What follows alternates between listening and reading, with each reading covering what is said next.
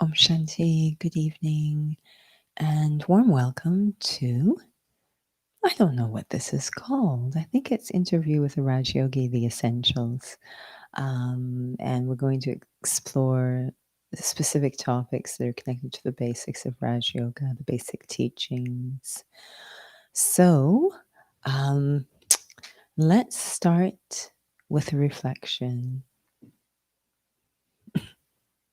Sitting comfortably, and if you're open, experimenting with eyes open in a natural way, no tension.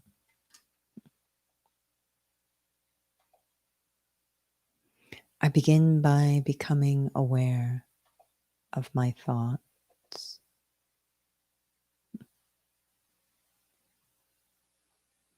I am the creator of every single thought that emerges from my mind. And I create thousands and thousands of thoughts every single day. The question is, what am I thinking about? Do I know what every single thought I create is about? Even as I sit here now, I observe my own thoughts, the ones I am creating.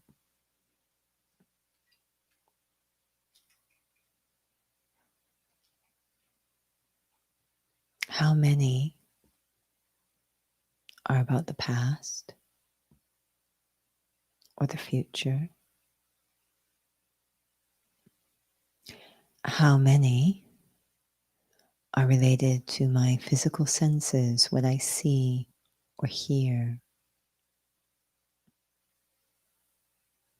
How many are shaped by the outer world? Reactions to situations outside.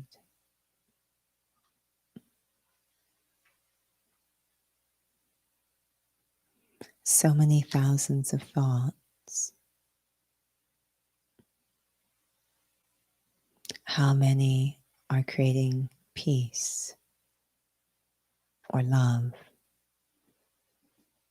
or benefit?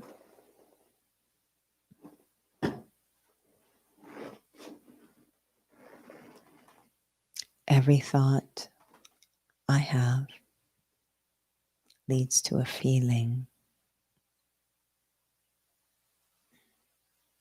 In essence, I am creating how I experience life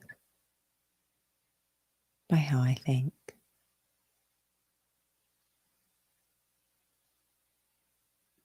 What kind of experiences am I creating for myself?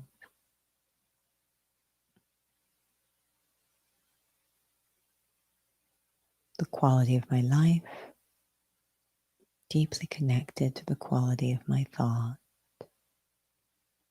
Am I a master of my own thoughts?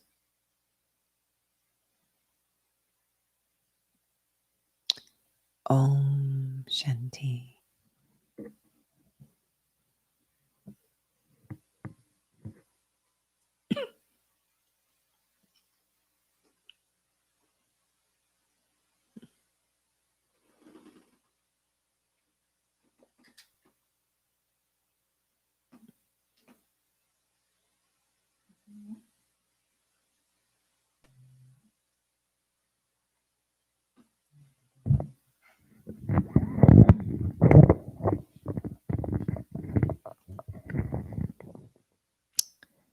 Om Shanti, good evening. Welcome to Interview with Raj Yogi, the essentials of Raj Yoga. And so these sessions are a little bit different from the ones on Tuesdays, mainly because the ones on Tuesdays are broader themes, and In terms of the course, the foundations course of Raja Yoga, for those who've taken it or have not, there are some really core essential ingredients. And so, one of the topics we'll be taking up, which is always one of the topics we'll take up, is about soul consciousness. And so, bringing this question to you, who am I? This is a question that everyone asks about, and why is soul consciousness something so important? Why is it the first lesson, the most advanced lesson, yet the first lesson that even students of the study for many years can take for granted? And while you answer that question, I'm going to address the microphone.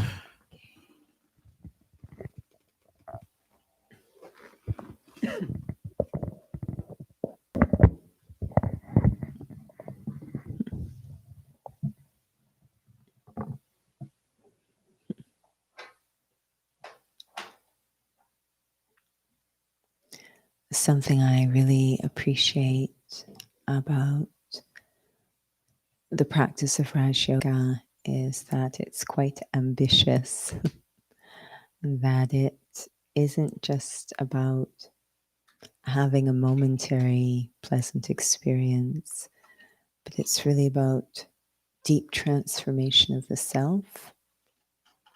And that's going to lead to complete transformation of the world, because the world is made up of us, people.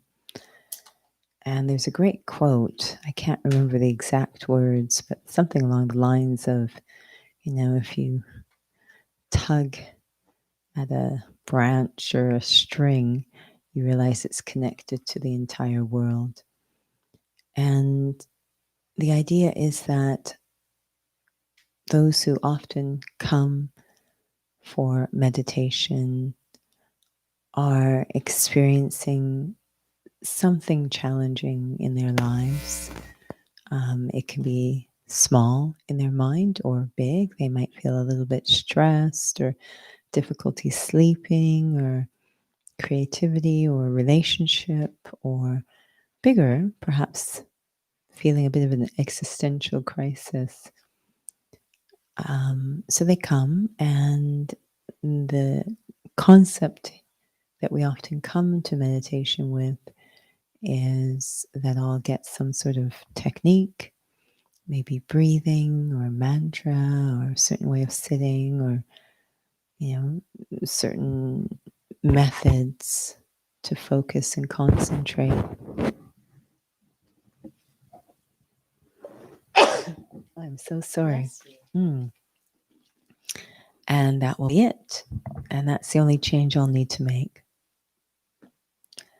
But that little reason that's brought you is connected to everything else. And so when we're looking for a change in our life, a deep change, it's really difficult to not have to look at the whole package. In fitness, the way we often refer to this is souls will come and say, I want to spot reduce my my tummy.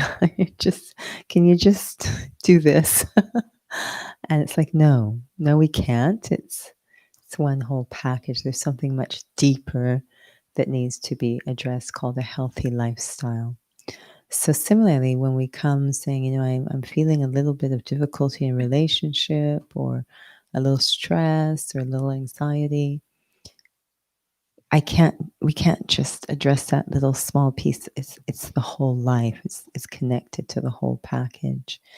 So what we want to look at is the very root of what is causing us to stress, however big or small that distress might be.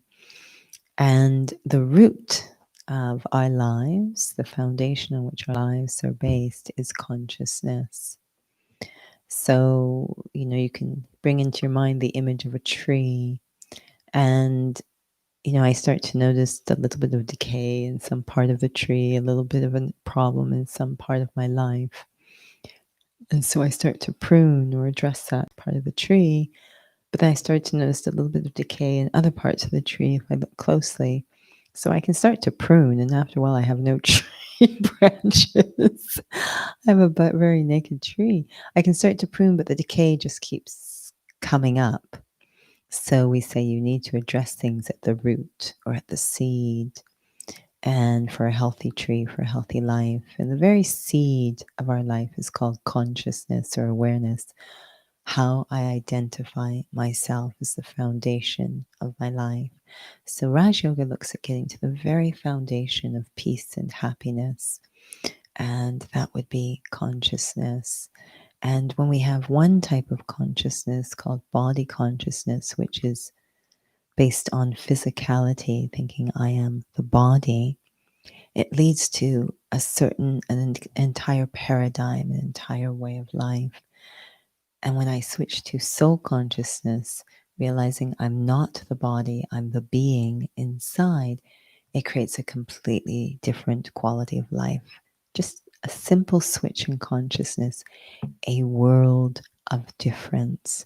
So we've noticed that soul consciousness actually every single time without fail leads to peace and happiness, whereas body consciousness every single time without fail leads to sorrow and distress. So just switching consciousness, incredibly powerful. Do you need this? We are successful. Yes, you are. It's deep because the reason why I wasn't working was the machine wasn't connected. Lack We of had connection. batteries, but it was not connected. So it's very connected to this topic about am I connected to what it means to be a soul, or is it still just an intellectual? Mm. And so, what does one do to address that gap? I think there's a few things. First, I have to be ready to address the gap. Certain things might seem very appealing or even trendy, but it may not be, I may not be ready yet for that kind of change. And what do you mean by trendy? Just to interject. Yeah, it's interesting how popular meditation is now. Whatever one's idea of meditation is, I think mindfulness is often what we're looking at. And so seeing a lot of that, and I'm happy with that, whatever draws souls in. But it, rather than doing it because of some sort of outer force, ultimately it has to come. We have a very excited friend with us. It has to come from some sort of inner drive. An inner drive. It has to be very personally motivated. I always describe it as, even if I'm the only person on the planet doing it, there's something inside that drives me to do it.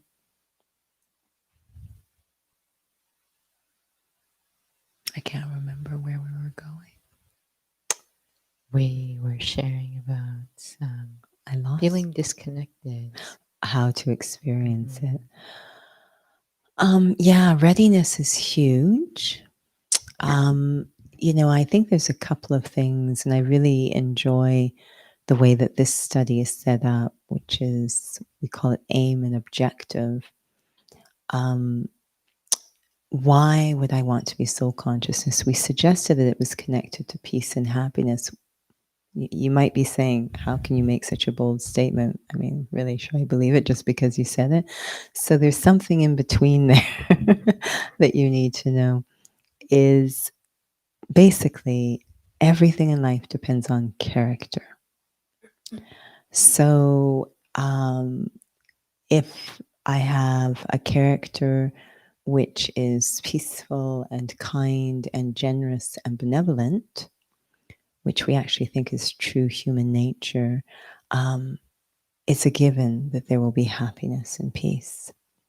If I have a character that is greedy and merciless and unforgiving, it's very challenging to have happiness and peace.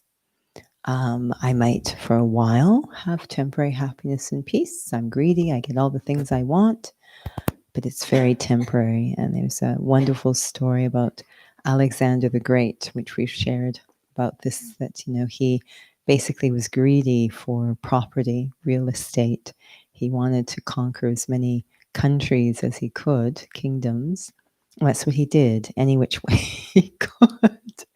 And, but it was, I think later in life, I mean, the cost of it was huge internally. And at the end of his life, he told his advisor, when I die, put me the body in a coffin, drill 2 holes, and have my hands showing on the outside of the coffin. And he said, why would you want me to do that? I said, because I want everyone to know that even though I plundered and tried to accumulate massive amount of property, I left empty-handed.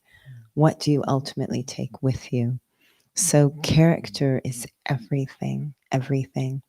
And so I need to get that connection, that character is deeply connected to peace and happiness, which is all anyone seeks in life, is peace and happiness. So if my character isn't of a certain quality, peace and happiness will elude me. Body consciousness creates one type of character, soul consciousness another.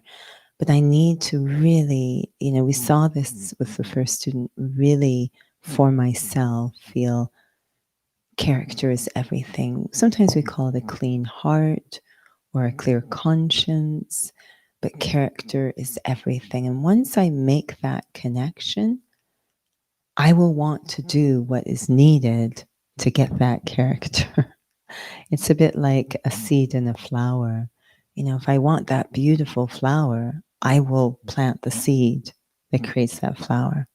I want that flower so badly. Of course, I'm interested in the seed that creates it. So if I want that kind of character that makes my heart happy, light, peaceful, I'll want to know what seed creates that character. And that seed is soul consciousness. Once I'm motivated, it's huge. That's one piece. But the second piece, which we cover on Tuesdays, is recognition. If I hear this idea, you are a soul, and I recognize it rings true for me, it's really difficult to turn one's back on that. Okay, it rings true, I'm a soul, but I'm going to go and live a false life. It's really challenging. So then I will also embark on this journey. So there needs to be recognition that this is true and recognition that this is also going to connect me to what ultimately will make me peaceful and happy. Now, to be honest with you, I do sense, and maybe it was also my own personal experience, that Mm. individuals may be grasping or grappling what is a relationship between being a soul and character, Mm. especially when you hear spirituality is still something that's has nothing to do with life. It has nothing to do with being relevant to paying for my bills. Or you hear that what's the difference between my soul and I am the soul? This Yeah. thing about character, I Mm-hmm. think that for many it feels like it's a big gap. Maybe intellectually it's there. Right. One of my favorite sayings is the greatness of the human spirit. And I hear many people say it, which tells me they know the connection. And we have so many examples in this time, so many examples of people, you know, just helping other people, often incognito, anonymously, and how deeply those stories touch us when we see someone acting in a generous, benevolent, humble way, uplifting other people. Like that type of character really, really touches us. And, what does the greatness of the human spirit means? It means there's a certain demonstration of character that really touches us. So I think deep down people do know this connection between spirit and character. Otherwise, that saying wouldn't exist. What does greatness of human spirit mean, other than demonstration of a certain character, either kind or thoughtful or generous? Random acts of kindness, the same thing. So these all tend to kind of be grouped into the realm of spirituality. And yeah, what we're trying to explore in Raj Yoga is, where does consciousness and character connect? how does identifying myself a certain way produce one type of character, and identifying myself a different way produce different qualities or a different kind of character? That, I think, is a really interesting experiment that we get to explore in Raj Yoga. So it is connected to something that comes up a lot, and I know I just mentioned that phrase earlier, and many use it that way. So I think it's an important thing that we want to talk about is this difference between I am a soul versus my soul. Mm-hmm. Like we can certainly tell souls, stop saying that, or it could be, why do we say that? There seems to be a reflection of a certain experience one is having when we say that. And perhaps maybe that's what needs to be dissolved by really owning what that experience feels like, that I am a spiritual being. It's kind of ironic that we say my soul because the cause of all of our distress and the deterioration of our character is the word my. So to do it with spirituality is quite fascinating. Um, what is soul consciousness? Ultimately, it's liberation from attachment, is what it is. So to say my soul is kind of a funny thing to do. It's kind of defeating the whole exercise. But there is a massive difference in those. One, I will not experience that. We can use the word attachment, that liberation, that freedom that is the secret to a peaceful character. I won't get to experience, whereas the other I will. So even as you're sitting here, we can think about, for example, any possession that we have or that we think we have, such as, say, a car. So we refer to it as my car. And we know what that experience is. It's my car. It's not me, but it's something that belongs to me, that I believe belongs to me, my car. So it's separate from me. I don't think I am the car. Well, maybe some people do. I don't think I am the car. Yes, I'm getting value from thinking it's my car, but I don't actually think I'm the car. I'm aware that there's a car and there's me. So this word my is very powerful. So to say my soul, it's the same experience as my car. It's not me, it's just another thing I have, my soul, rather than I am the soul and this is my body. So we always suggest to experiment with that. And it's very interesting. Souls have different experiences at different times, actually, in their lives. But many will report that when we contrast those two statements, I am the body and I have a soul, versus, or I have a body and my soul, versus I am a soul and this is my body. Um, Many, when you go to I am a soul and this is my body, they start to feel that freedom. So it's a really powerful thing, consciousness, and you have to be very careful when trying to enter soul consciousness, the language, the thoughts that you use, because my soul will really block me experiencing myself to be a soul. I'll still think it's another thing I have, like my car, my house, my soul, and so I'm still stuck in the same place with another attachment to my soul. With all these attachments, I'm completely missing the entire point of experiencing myself to be a soul. There seems to be a bit of a gray zone because even when you were sharing that, how souls can perhaps maybe even inadvertently identify with their car. Mm. Mm-hmm. You hit my car, but you are heavily affected by it. Mm-hmm. So there just seems to be some sort of overlap between identity and ownership. Mm-hmm. And perhaps maybe that's where that gray zone lies, that you never really then really own the quality of being. You never really own the quality of peace because it's still something out Mm-hmm. there. Mm-hmm. Yeah, it's quite fascinating. This is where we start to get into character again. So, body consciousness is this very physical, temporal application of the word mine. My car was the example. And then I also might start to invest my value. But the idea that I own that, and there's a group of character traits that emerge when I think I am the body. And it's a very fragile identity, actually, thinking I'm the body. The body itself is finite, is temporary. And I start to develop very limited temporary ways of arranging my world all around thinking I'm the body. And it's all quite fragile because it's all limited and temporary. So I'm really investing my sense of self and value in something that's quite fragile and temporary. So any changes to it are very jarring to the self. So, for example, if I think I am the body, anything happens to it is a direct hit on the self. And by virtue of me being this body, there's a bunch of other things that I think are mine. That's what I call my life or my world.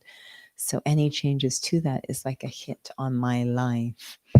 And so we start to develop attachments and things like ego, image, and greed and desire, etc., all because I have this very temporary, fragile sense of self. I have to arrange things just so that I think I'm okay. This is my stuff, my life, my world. The horrible thing is, this my thing is all around temporary things that are going to change. So it's extremely unstable, and it leads to these character traits of attachment, ego, greed, desire, just by virtue of basing my sense of self on something so unstable. Right. We had a powerful class today. Couldn't Mm, stop thinking about it. And I find that souls are challenged because to say that I'm a soul, to say I'm invisible, it actually is quite an intense fear. mm, I don't think we really think about that, but if to think that something could happen to this body, I think there's a lot of other thoughts that come in between. But to feel that quality is invisible, mm-hmm. and I think that that's how does one practice? What can they be doing in their practice to start to move into that experience of quality? Owning that experience that I'm a soul. Yeah, when I first came into the study, one way it was explained to me was using my intellect or common sense to convince myself it's okay. Every step, it's okay. You're still existing. It's okay. Um, but when we're very honest with ourselves and clear, we start to see that we kind of have to recognize or acknowledge that the things that are most valuable are invisible. We've tried to put them into visible things, but the things that are most valuable, I mean, peace is top of the list. I don't even think we can put a price tag on peace. Is peace anything physical? I mean, we've tried to get it through physical things, but the thing itself, peace itself, isn't physical. It's a feeling, it's an experience, it's a state, but it's not physical. It's not mountains. Mountains are just big rocks chiseled a certain way. But souls feel something, I think. Yeah, it's So, remarkable, isn't it? mhm. And I think what happens is when we're in certain situations, and it varies with each soul, it reminds them, it awakens that quality in themselves. So then they start to think that that stimulus is the cause rather than that it's internally It awakened. reminds them of a Yeah, quality in themselves. yeah. So if I start to realize that all of these beautiful values and qualities are actually in me, the soul, um, and that even as I'm sitting here, I'm thinking, I'm listening, I'm feeling, I'm reasoning, I'm experiencing. None of these functions are are happening by the body. It's me doing all of these functions. They're all invisible functions. So it's okay. I could lose a tooth and I still am able to do these things, right? So a part of the body could fall off. I'm still able to do these things. So it's really reasoning through um, what's actually going on, looking very Mhm. honestly and objectively at how life actually works, Mhm. how my life, it's sort of convincing, if you will, working my way logically through and realizing, wow, everything that really matters isn't physical. Mhm. Mhm. Um, and yeah, we need certain things to care for the body. I'm not denying that at all or dismissing or asking one to reject the body, not at all. But what's the foundation of my life is Mhm. what we're looking at. So that's something that I think we have to arrive at these, recognize these things. And then I'm very motivated Mhm. to want to go into the experience rather than afraid. So, share your personal experience because the intent of these interview sessions, whether it's Tuesday or Thursday, is application, and that's so, so huge. We don't want Mm, this to stay in an intellectual way. What has your experience been like? And I hope souls don't find this as a disturbing topic around, a body that, mhm, that someone that the soul has left. What mhm. has that experience been like? Because I think sometimes we can intellectualize being a soul at point of light, picture a sparkling star, and then, okay, let me get back to life. you know. Right. Well, I know that you have a lot of experience, Nora, given your professional background. Nora's a nurse. She's been in oncology, so certainly a lot of experience with what we call corpses, where the person basically is gone, the soul is gone, and you're just left with matter. um, and it's quite ironic because my entry into the study was through that kind of event. And for whatever reason, I'm not a medical person, but my path seems to have crossed many who are going through that transition. And so I've met them at various phases where we call close to end of life or at end of life. And it's very obvious that there is a big distinction between the person and the matter, the soul, that being who I am relating with, and the vehicle that they're in. It's very clear that they've left the vehicle and I'm left with an empty car, Mhm. right? And you really have no interest in being with that empty car.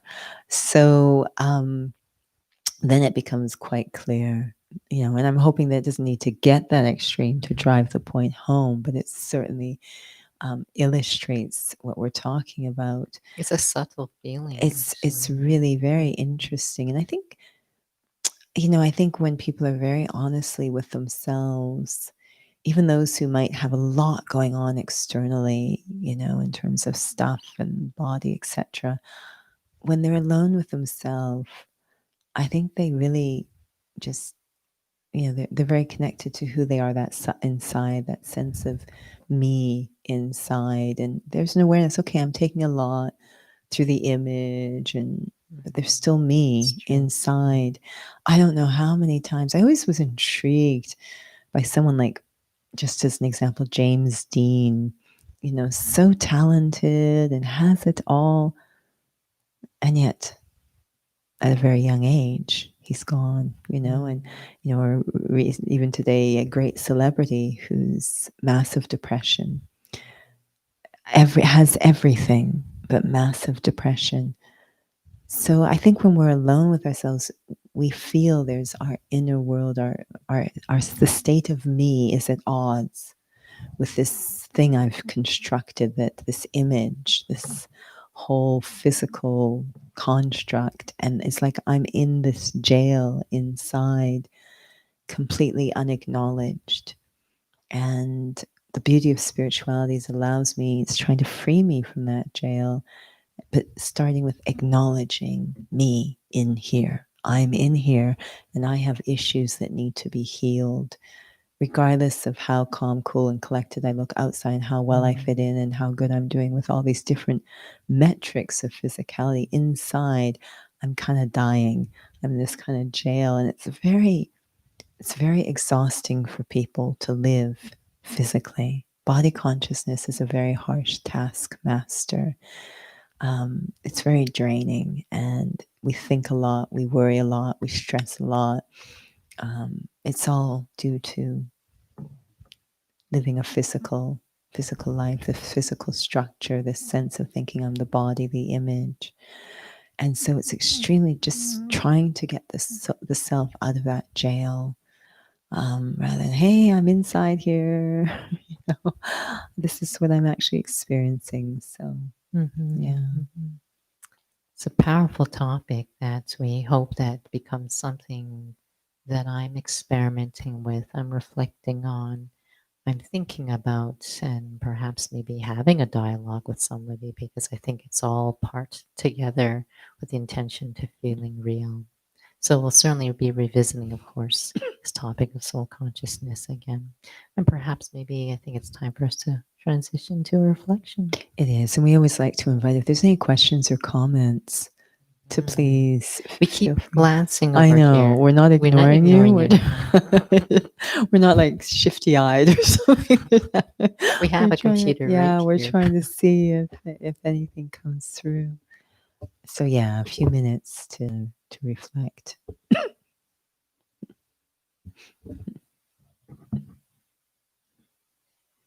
As I sit here right now, a very truthful moment with myself. It's nice to be in solitude, alone. In a sense, I am liberated from having to put up a show or explaining or proving.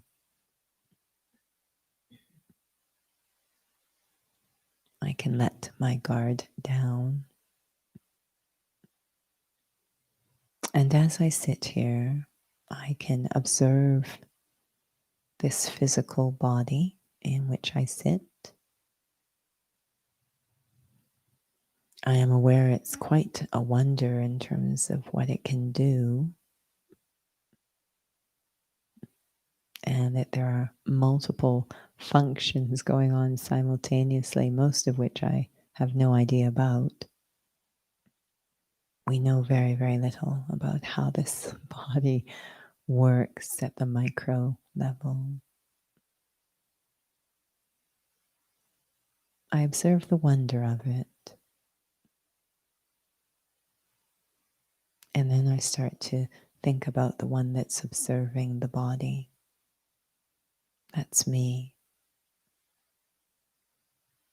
The body cannot observe me. The big toe can't look at me, but I can look at the big toe. I am the one observing. This relationship I have with this body is quite unique and perhaps the most intimate relationship I can have.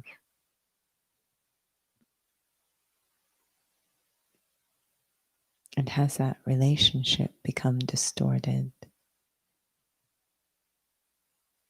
that I forgot myself and thought I was the body? That goes against what I'm experiencing right now. I am observing the body. I'm observing, I'm thinking, experiencing. And I bring into my mind's eye the wonder of a graceful dancer. How beautiful the movement is, and yet what is making that movement possible? The human spirit, the being. That such a tiny being as I, the soul, can make this big body move is a wonder. Right now, I can instruct the right hand to move. I can ask it to move gracefully or violently. I am the master, the driver of this body.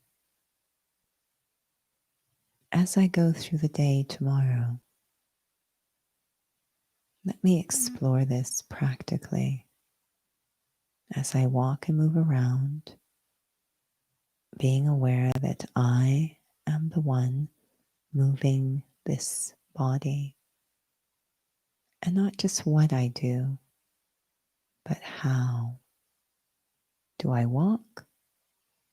Do I ask this body to move? Or do I ask it to move peacefully, patiently? Those qualities are in my hands.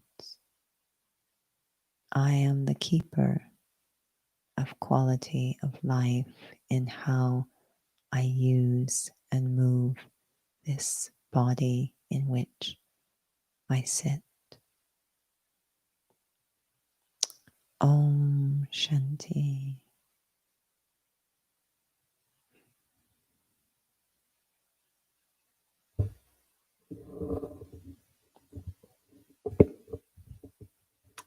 Thank you, and thank you for those who joined us online. A warm invitation once again. If you have questions, comments, you're more than welcome to enter them into the chat box or send an email to us. If there's any topics, particularly the essentials, really about soul, supreme soul, meditation. Thank you for saying hello. A pleasure. And so I'm going to hand it off to Judy. Just let us know about upcoming sessions.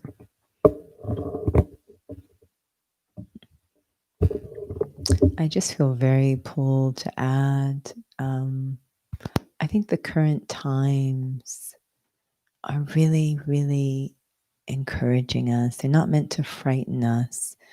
I think they're really inviting and encouraging us to sort this out.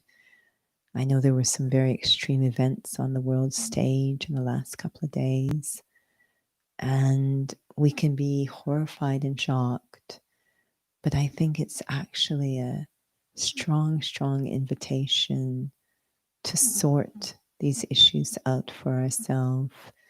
We're in we mentioned the fragility of body consciousness. The times demand a very powerful sense of self that can withstand chaos and uncertainty. And if I am so mired in physicality, I will be deeply affected, which means I will suffer and I will add to the atmosphere of suffering, so others will also suffer more. So I think times are really asking us to sort this out. There's still time and opportunity to do that, and to do it on behalf of those who don't have the luxury to do it. So I don't know, I'm finding it really critical now. I know I'm thinking myself that I want to use this time very, very carefully. So, to that end, there are other opportunities to explore this with us. Today is Thursday. So, on Saturdays, we have inner fitness, basically looking at metaphorical similarities between physical fitness and spirituality, taking concepts from physical fitness and applying them to me, the soul, spiritual fitness. And I think pure power is what we'll look at this Saturday. And then on Tuesdays, there is another interview opportunity, same time, interview with Raj Yoga, broader topics, as Nora was sharing.